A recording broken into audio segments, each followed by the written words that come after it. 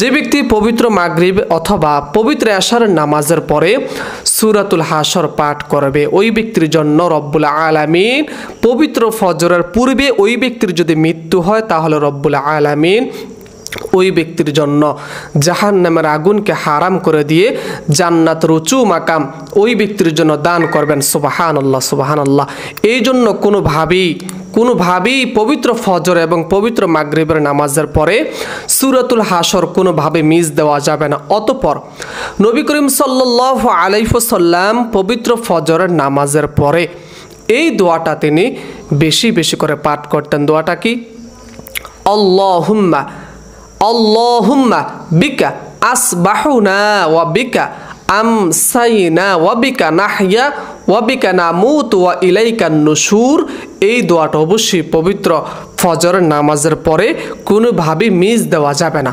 অতঃপর নবী করিম সাল্লাল্লাহু আলাইহি ওয়াসাল্লাম বলেন, যেই ব্যক্তি কিনা এই দোয়াটা পাঠ করবে, সুবহানাল্লাহ, সুবহানাল্লাহ, যেই ব্যক্তি কিনা এই দোয়াটা পাঠ করবে একটা গোলাম আজাদ করা সওয়াব রব্বুল আলামিন ওই ব্যক্তির আমল নামার মধ্যে দিয়ে দিবেন এবং 10টি নেকি রব্বুল আলামিন এবং 10টা গুনাহ রব্বুল আলামিন ওই ব্যক্তির মাফ করে দিবেন। আল্লাহু আকবার। দর্শক, দোয়াটা কি?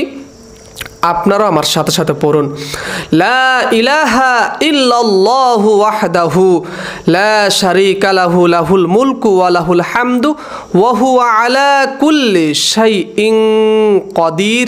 যেই দোয়াটা পড়লে শয়তান আপনার কোনো ওয়াসওয়াসা দিতে পারবে না, শয়তান থেকে আপনি হেফাজত থাকবেন। এবং যে ব্যক্তি সকাল সন্ধ্যায় সাইদুল ইস্তেগফার পাঠ করবে ওই ব্যক্তি মৃত্যুবরণ করতে দেরি রব্বুল আলামিন ওই ব্যক্তির জন্য জান্নাতকে স্পেশাল করে দিবেন। মৃত্যুর পর রব্বুল আলামিন ওই ব্যক্তিকে জান্নাতের ফেরেশতা দ্বারা ওই ব্যক্তিকে জান্নাতের মধ্যে নিয়ে যাবেন। দর্শক, আমি সংক্ষিপ্তর মধ্যে আমি বলছি, আপনারা আমার সাথে সাথে ভিডিওটি স্কিপ করে করে এই সাইদুল ইস্তেগফারটি শিখে নেবেন।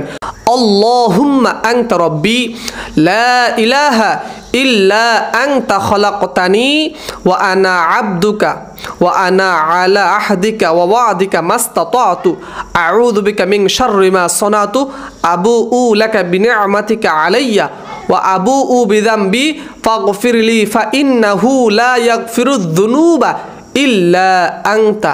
অবশ্যই পবিত্র ফজর এবং পবিত্র মাগরিবের নামাজের পরে ইস্তেগফার কোনোভাবে মিস দেওয়া যাবে না।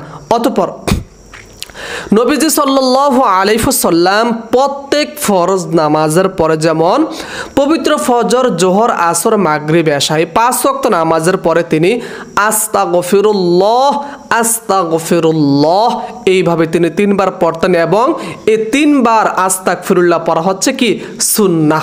এই জন্য অবশ্যই নামাজের সালাম ফেরানোর পর আস্তাগফিরুল্লাহ মোট 3 বার পড়তে হবে। এবং আপনারা অনেকে প্রশ্ন করছেন যে হুজুর, আমরা নামাজের পরে কোন তাসবিহগুলো পাঠ করব?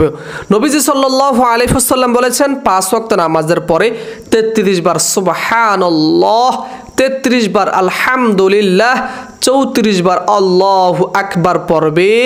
ওই ব্যক্তির গুনাহ খাতা আল্লাহ তাআলা মাফ করে দিবেন। আল্লাহু আকবার।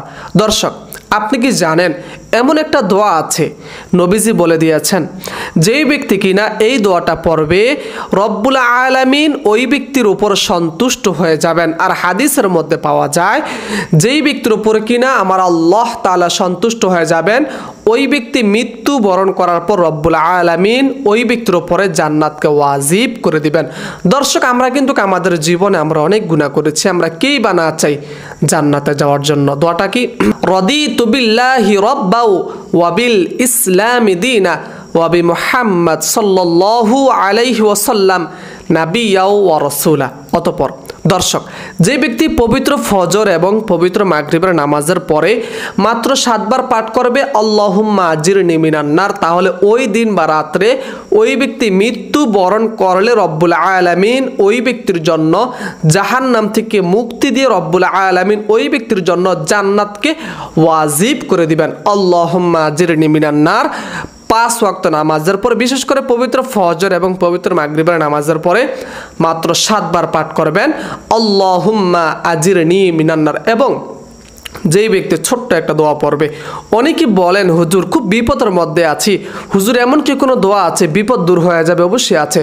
নবীজি সাল্লাল্লাহু আলাইহি ওয়াসাল্লাম বলেন, যেই ব্যক্তি কিনা এই দোয়াটা পাঠ করবে, দুনিয়ার সমস্ত বিপদ বালা মুসিবত সমস্ত নোকসাদ রব্বুল আলামিন দূর করে দিবেন। আল্লাহু আকবার, আল্লাহু আকবার। এই জন্য এই দোয়াটা মিস দিবেন না। বিসমিল্লাহিল্লাযী লা ইয়াদুররু মা ইসমিহি শাইউন ফিল আরদি ওয়ালা ফিস সামাই ওয়া হুয়াস সামিউল আলিম।